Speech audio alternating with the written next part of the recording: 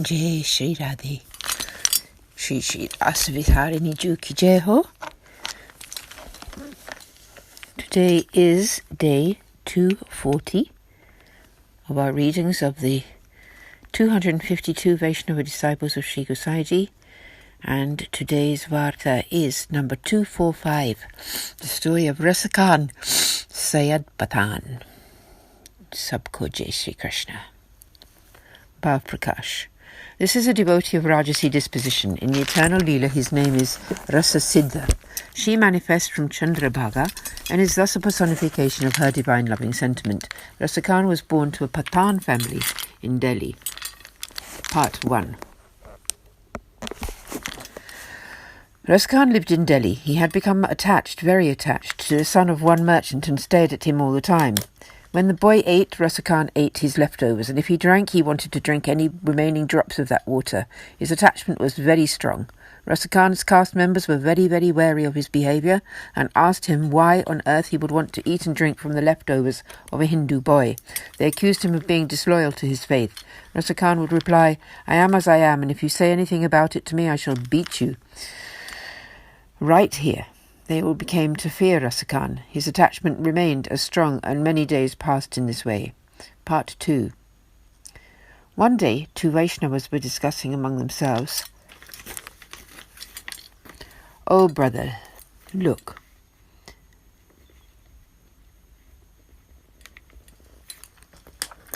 Attachment should be indeed measured by this Rasa attachment to that boy. He runs after him with no thought of what anyone will think of him, nor fears condemnation from his caste members. If we had such attachment to the Lord, then it would be great." At that time, the intoxicated Rasa was standing a little way away.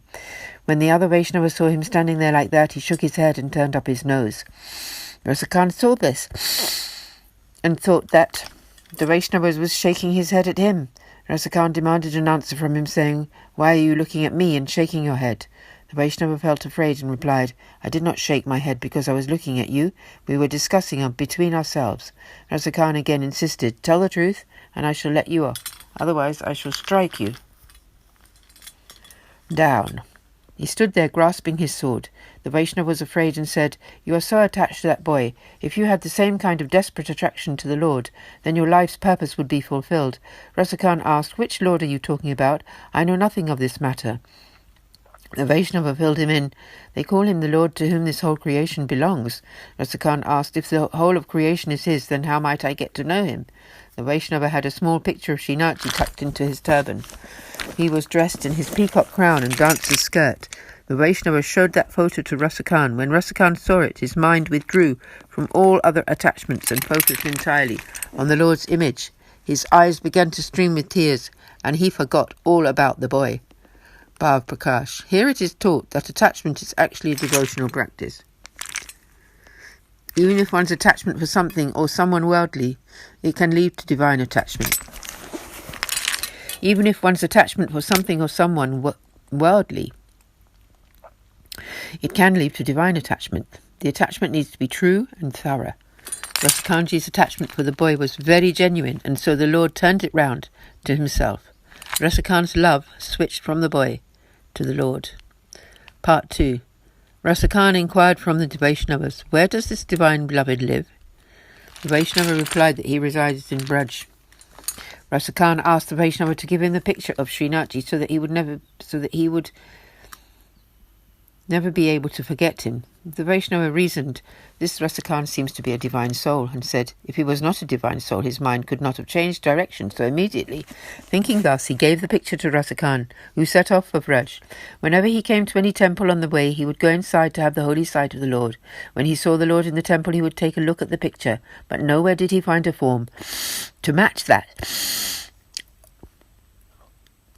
of Srinathji in the picture. In this way he arrived in Vraja. He went to have the holy sight of the Lord in all the temples of Prince Sri Vrindavan and Mataji, but he could not find the same Swarup of Srinathji anywhere. One day as he wandered round, he came upon the Sri Giriraj mountain. At that time it was announced that Srinathji was wearing his garland, and all the Vaishnavas were making their way up to the temple on the mountain. Rasa Khan ran towards the temple and tried to enter. However, the door guard at the lion gate stopped him and pushed him away, forcing him to exit the temple. He pondered, I went to all those other temples and no one stopped me or pushed me away. The Lord who lives here must be most important if he has such powerful guards. Rasa Khan went to sit by Govind Kund and just stared towards Srinathji's temple. He said to himself, my Lord definitely lives in this temple. I shall go nowhere until I get to have his holy sight. He sat down and forgot to eat or drink. 2 whole days passed.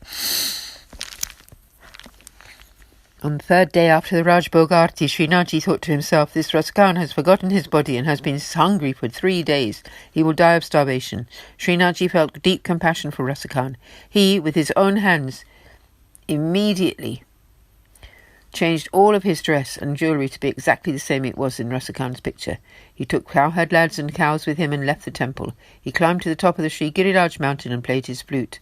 When he heard the sounds of the Lord's flute, Rasa Khan realised that this must be the same Lord as the one in his picture. He ran to embrace Srinathji. At that moment Srinathji made himself invisible and went to Gokul. There Sri Gosaiji had just eaten and was resting. Srinathji stroked Sri Gosaiji's hair to wake him up.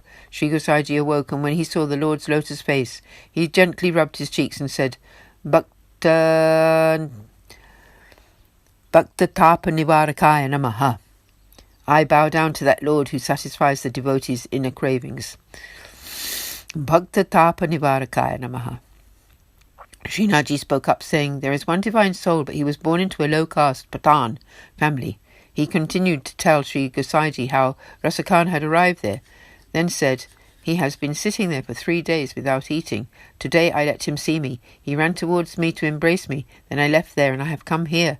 Please go up to the Giriraj mountain and initiate him with my name. Then I will accept him. Sri Gosaiji asked Srinathji, why did you run away from there?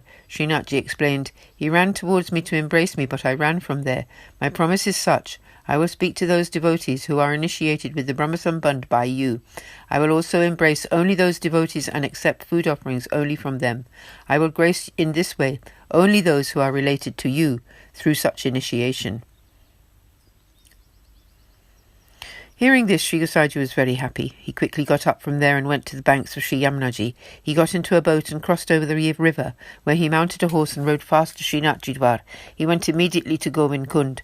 Rasa Khan saw Sri Gosaiji and thought to himself, this person who just got off his horse appears to be my friend of my lord. He addressed Sri Gosaiji, O Sahib, in that house lives my beloved lord.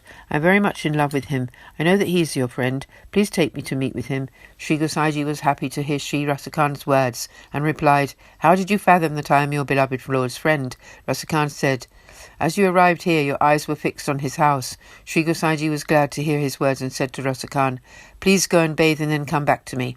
Rasa Khan did just that and came to stand before Sri Gosaiji, who blessed him by initiating him with the Lord's name. He then told his personal attendant, please now take Rasa Khan to the temple. Sri Gosaiji himself went to the temple and had the conch shell sounded to awaken the Lord from his nap, and then made the offerings for the Uttapan afternoon services. After the appropriate time had passed, he accepted back the offerings as prasad. Sri Gosaiji's attendant led Rasa Khan into the temple, where he had the holy sight of Srinathji, and was overjoyed. When Rasa Khan started to leave, Srinathji grabbed his hand and spoke in familiar tones, hey, you, where do you think you're going? From that day onwards, Srinathji kept Rasa Khan by his side wherever he went out to graze the cows. Thereafter, whatever Leela of the Lord's Rasa Khan witnessed, he would compose verses in the 4 poetical meters of Kavit, Doha, Chopai and Savaya to describe it. His love for the Lord in the mode and mood of a gopi became perfected. Thus concludes Varta 245, the story of Rasa Khan, who was the recipient of Sri Gosaiji's great grace and an accomplished Vaishnava. There is truly no end to his story. Rasa Khan ji ki jai. आज के आनंद की जय. सब वैष्णवों को जय श्री कृष्ण. श्री श्री रास बिहारिणी जी की जय जय जय श्री राधे.